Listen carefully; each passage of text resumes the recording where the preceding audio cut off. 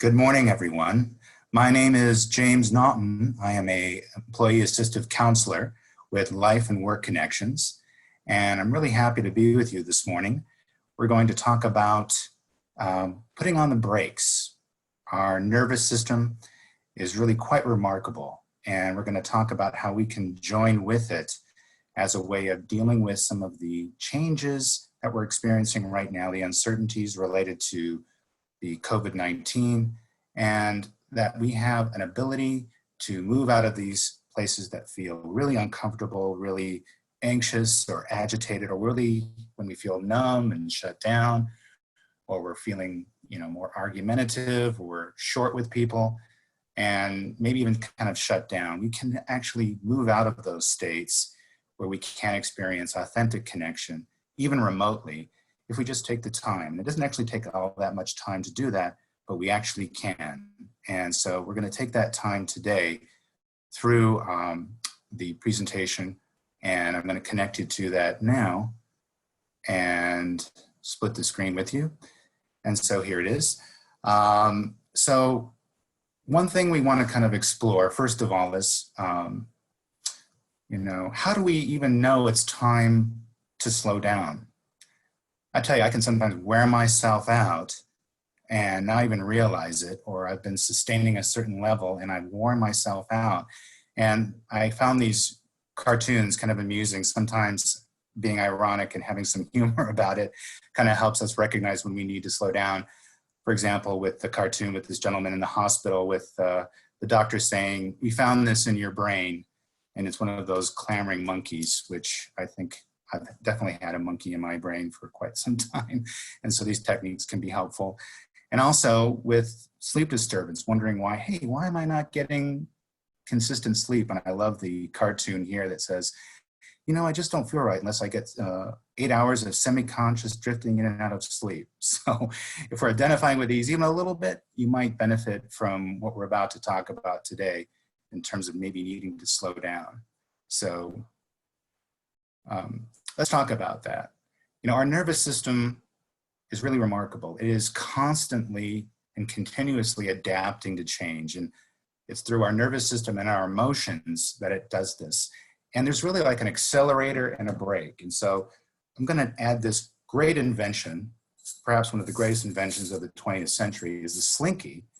And it kind of shows in an abstract way the back and forth flow of this system that has an accelerator to it and a brake.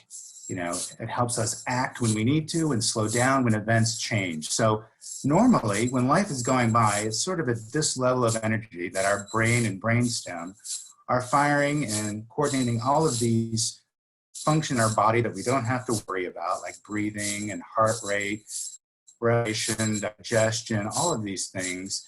But when things are safe, or we feel safe, this is kind of like the energy level of the on and the off.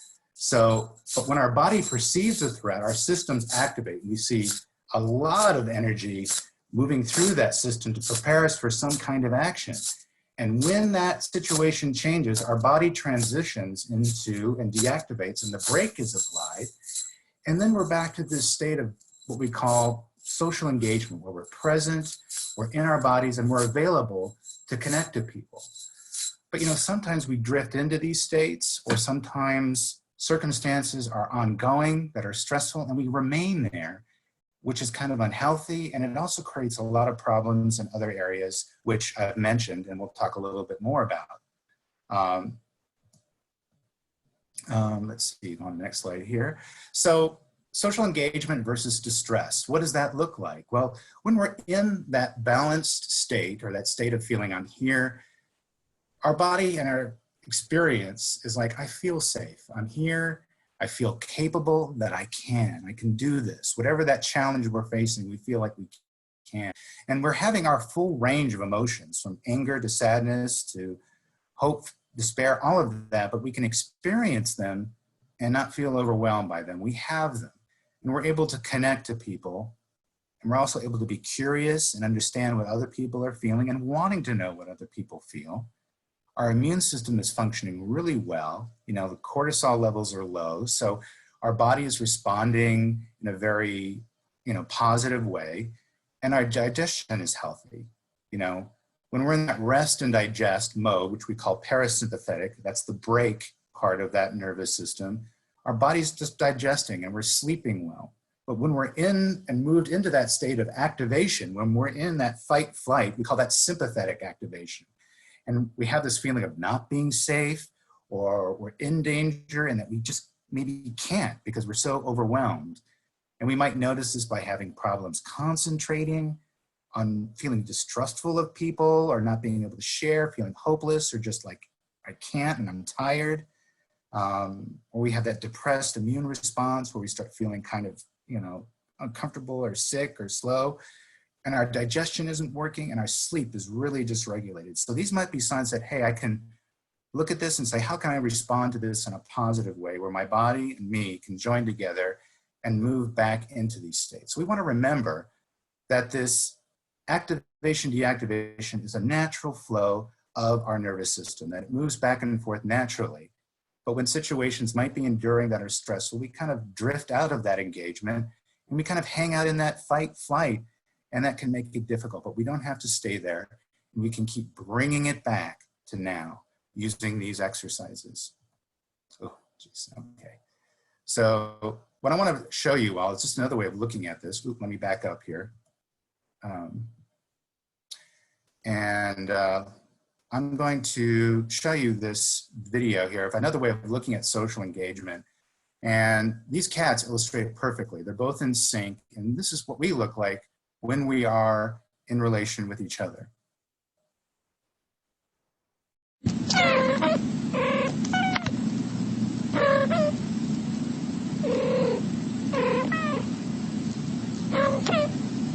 Just reflexively respond back and forth. And we share that same texture, that same limbic system. When they're in social engagement, they're just reflecting back and forth. That's what it's like in our human relationship. We should be able to just flow.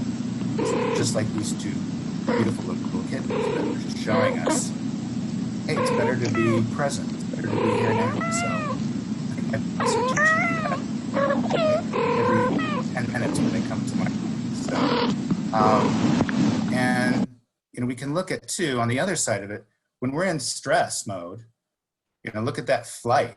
Our body's in that flight, whatever's chasing us, whether it's that deadline or whether it's like not knowing what's going on, it can feel like that lion chasing us. Or when we're in fight mode, when we feel like we're on guard, that's that system that's no longer operating in that engagement mode, and it's now about survival. And these are involuntary shifts. We're not choosing to be in these states. We shift into them. And when we get overwhelmed in that fight-flight state, we move into that freeze, where we feel immobile.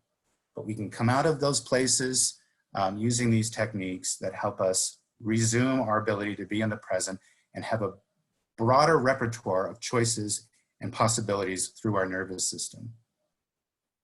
And just to show you that a little bit more, we're not going to go into detail here, but that social engagement at the bottom is where we really want to hang out, that nice ebb and flow where you see that wave, where we can engage and be oriented to our environment and be present. When something changes and that threat comes up, we're kind of popping into that sympathetic activation. That arousal is increasing there.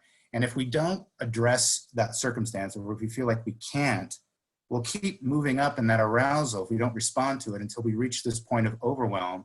And then you see something called dorsal vagal, which is one of these cranial nerves that we have at the base of our skull here that innervate all over our body. And when we go into that, we're really just down and shut down and not available.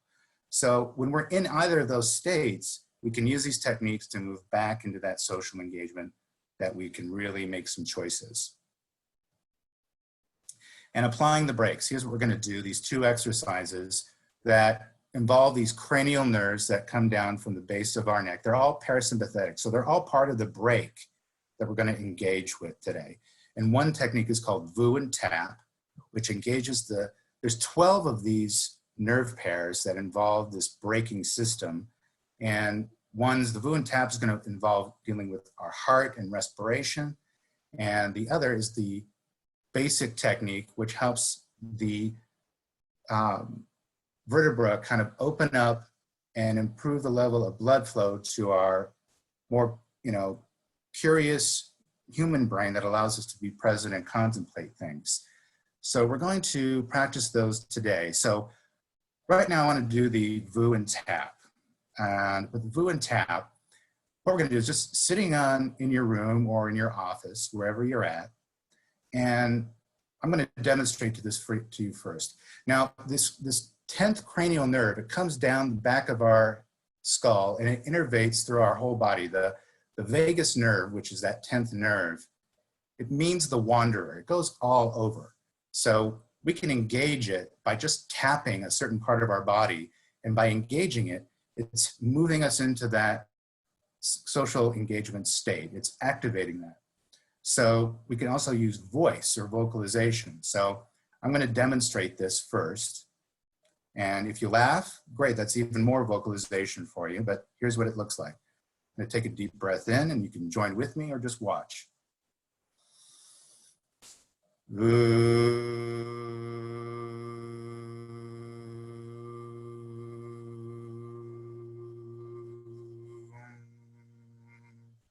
Then you just breathe normally, relax, maybe look around a little bit, let your eyes orient to the room. Take another breath in and make that VU sound. VU.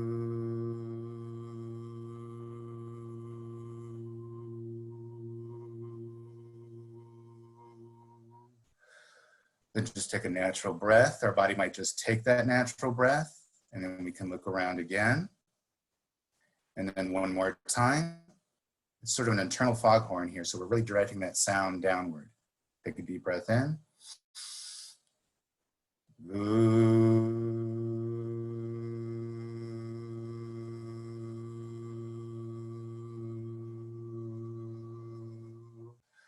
And then just breathe normally. And again, look around. And I put my hand on my chest just so I can feel that vibration going on. Just cues me to direct the sound there. And that sound is vibrating that part of our chest where that 10th cranial nerve passes through, and it moves us into a more parasympathetic and calm state. The other technique, which engages that parasympathetic brake system, is the basic technique. It was developed by Stephen Rosenberg, who's a craniosacral therapist, well known. And so what we're going to do is engage those first two cranial nerves that deal with improving the blood flow to certain parts of our higher functioning brain.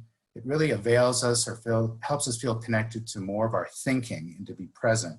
So what I want you to do is take your hands that you see right here, just interlace them just like that. And then I want you to put them behind your head, just right here, and just have your chin out a little bit, and you're just looking straight forward. And you want to have your elbows out. And what I want you to do is just in looking forward, I don't want you to move your neck. I want you to move your eyes, let's do this now, all the way to the right. And let's hold your gaze there for about 20 seconds, and I'm not going to say anything. And just notice or let whatever happens happen, and just maintain your eye gaze to the right. Maybe trying to see your elbow in the periphery. Let's do that now. And just notice.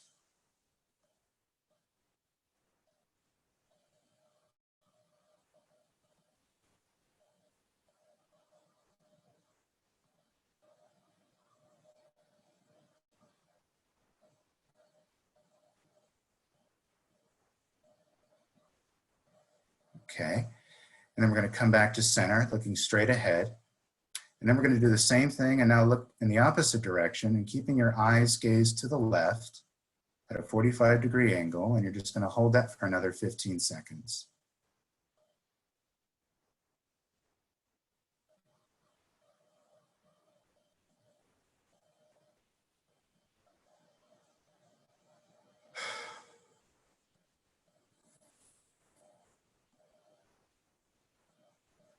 And then we're going to bring our eyes back to the center and then just putting our hands down. And you might feel a little bit wobbly because this was a little bit different to do. So just giving your body a chance to adjust. And what you might have noticed is I yawned or sighed. And when we experience that, that's sort of that body moving into that parasympathetic state. And maybe we didn't experience it. And I noticed when I first started to do this, that I was kind of like waiting for that thing to happen. By waiting for it, I was kind of like, it was kind of not allowing my body to do that. So sometimes it takes some practice to do this. But when we do go to that sigh or we feel some relaxation, we're going to notice that in our shoulders and our neck and the rest of our body kind of opens up for a larger breath. And if we practice that a little bit each day, both the tapping, which we can tap with our chest, and VU at the same time, or if we do this exercise here, maybe just 5 minutes at different points of the day, it has a cumulative effect. It increases our body's ability to move out of stress and relax. The more we do this, the easier it gets, that our body will respond to these cues to move into these more relaxed states, and we'll have a much stronger break. So again, I want to thank you all for participating today. It was really enjoyable to do this with you. And we're going to have more information on the specifics of this information available on our website at lifework.arizona.edu, at our Support and Resiliency Hub, and also through our site, through YouTube, where you can see these videos and watch them again in practice. I want to thank you all for coming, and I hope you have a happy, safe, and relaxing day. Bye-bye now.